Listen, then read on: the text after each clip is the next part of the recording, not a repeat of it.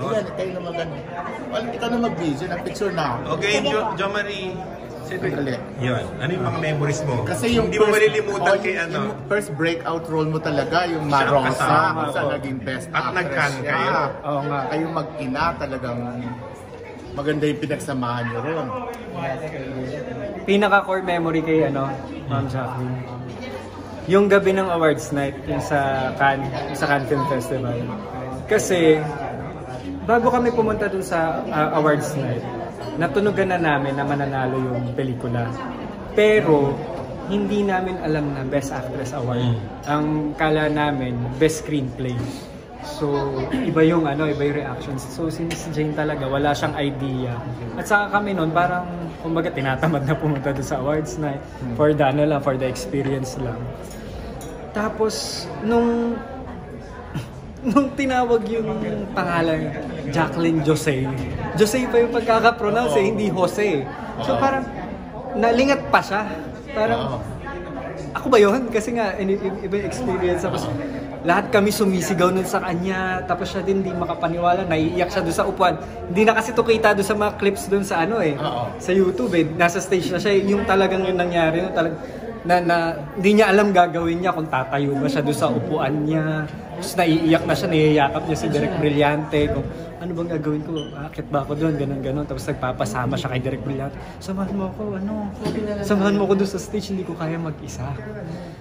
So, ayun yung pinaka-core memory ko sa kanya na talagang hindi ko makakalimutan. Pati after nung awards night, ganun pa kami, nag-banding pa kami ko sa villa, kung saan kami nag-i-stay. Ayun, sobrang, kasi proud Pinoy moment yun yung nanalo na Cannes. Siyempre, first movie mo yun, di ba? Tapos ngayon mo na siya naka-work. Opo. Kamusta yung treatment niya sa'yo? Nung time na yun, kasi po bago ko maka-work si Miss Jane, parang ang chismis ganyan, na mataray siya, ganyan. Kasi, pero nung sa amin po sa Marosa, siguro po dahil close sila ni Direk Brillante, dahil magkaibigan sila, hindi po siya, mabait po siya sa amin lahat, lalo na kay Direk. So, nung sa experience ko working with her, normal lang po, hindi niya po ako tinarayan, pero hindi rin niya po ako shinobis na, ganito gawin mo anak, ha?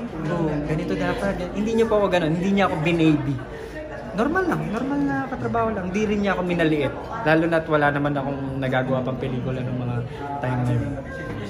Ayun. Ano parang natutunan mo sa kanya? Dun sa klase ng niya? Magiging artista sa kasi yung respeto po, yung respeto sa mga katrabaho. Kasi Jacqueline Jose na yun Nung time na nag-shoot kami ng Marosa, relatively young po yung team ni Direk Brillante. Kumbaga si Direk Brillante lang yung talagang haligi na, pati yung DOP niya.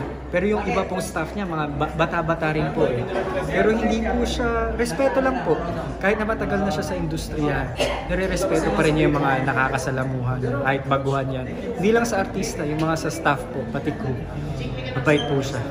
Pati kakaiba yung acting style niya talaga Paano mo nalaman yung balita? Reaction? Nalaman ko yung balita. Umaalala ko kay Tita Ruby po Tapos tinanong ko po si Direk Dante kung totoo. Kasi parang nung time na nalaman ko, medyo madaling araw pa. Tapos wala pong nakalagay na cause of death. So baka mamaya fake news lang to. Uso naman yun sa Facebook, diba? So, nung si Direk Dante na nagsabi sa akin, sumagot.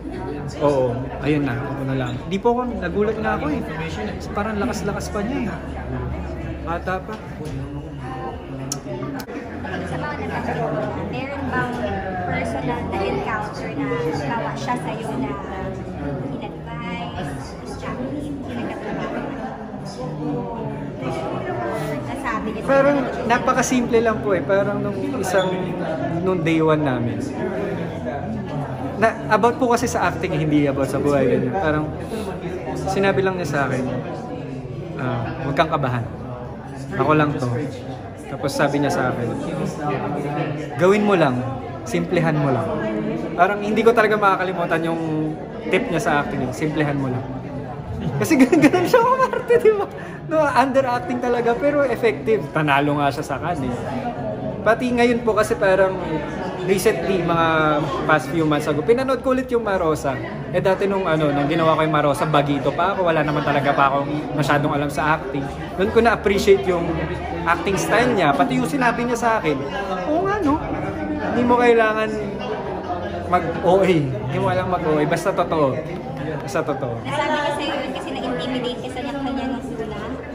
Opo, kinakabahan talaga ako noon. Kinakabahan talaga. Pero ako parang, ganun ka naman pag kinakabahan. Ayaw mo ipakita na kinakabahan ka, pero halatang-halata na kinakabahan ka. So hindi ka niya natarayan? Hindi po niya ako Like, tinarayan. in-expect mo? Hindi po niya ako tinarayan talaga. Yun ang ina-expect ko, nire-ready ko na nga kasi yun nga yung sinasabi ng mga tao sa industriya. So, constant communication. Nagkikita pa po kami kasi po doon after nung nag-premiere pa po sa Pilipinas, di ba? Tapos minsan po kasi bumibisita rin po si Miss Jacqueline sa Garden, yung production house po ni Direk Dante. So nagkikita po kami, nagkakausap po. Pero hindi po ako magpapa-showbiz na close kami talaga. Pero ganun po, lagi po kaming nakikita nun pag nasa Garden. Thank you. Thank you po. Sige po.